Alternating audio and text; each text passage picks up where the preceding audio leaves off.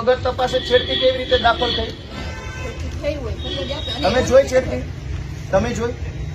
તમે પોતે ત્યાં ઉભા હતા, તમે પેલી બેન ને ધક્કો મારીને બહાર લઈ જાવ છો. એ તો સાહેબ, એ તો પછી હું આવી હતી, એ પેલા તો બનાવ બન્યો. તમે છેડતી જોઈ? ત્યાં છેડતી કરવા ગયા હતા આ લોકો? બનાવ બની હું શું કહું, આ છેડતી કરવા ગયા હતા ત્યાં? એ છેડતી કેન્દ્ર છે? એ કોલેજ છે તો ત્યાં છેડતી કરવા ગયા? કોલેજ છે? કોલેજ છે? આ કોલેજ એમ છે? તો ટેકાના ભાવની ખરીદી કરનારા લોકો ખેડૂત પાસેથી પૈસા માંગે છે, એના માટે થઈને કોઈ એમને જાણ કરી, તો આનું શું છે? એક મિનિટ, તમે એમ કહો જ્યાં રજૂઆત કરવાની એને કરો. પ્રાંત અધિકારીને 18, 19, 20 તારીખે 3 વખત રજૂઆત કરી. આરએસસી કલેક્ટરને 18 ને 22 તારીખે 2 વાર રજૂઆત કરી. કલેક્ટર સાહેબને 24 તારીખે મેં રજૂઆત કરી. 24 તારીખે સીઈઓને રજૂઆત કરી અને 24 તમને એફઆઈઆર આપી. હજુ તમે એમ કે રજૂઆત કરો તો ગુંડા તમને રજૂઆત કરવા આવ્યા હતા?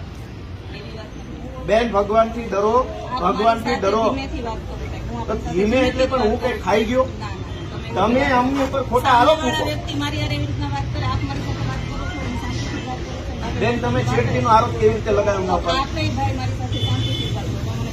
હાલો, પગે લાગુ. લો, છેડતીનો આરોપ કેવી રીતે કર્યો? કેવી રીતે છેડતી કરી હમણે? નહીં, કેવી રીતે છેડતી કરી હમણે? છેડતી હરિયાળીનો બધું કે છે, મેં કીધું. પગે લાગુ તમને, પગે લાગુ. લો, છેડતી કેવી રીતે કરી દે?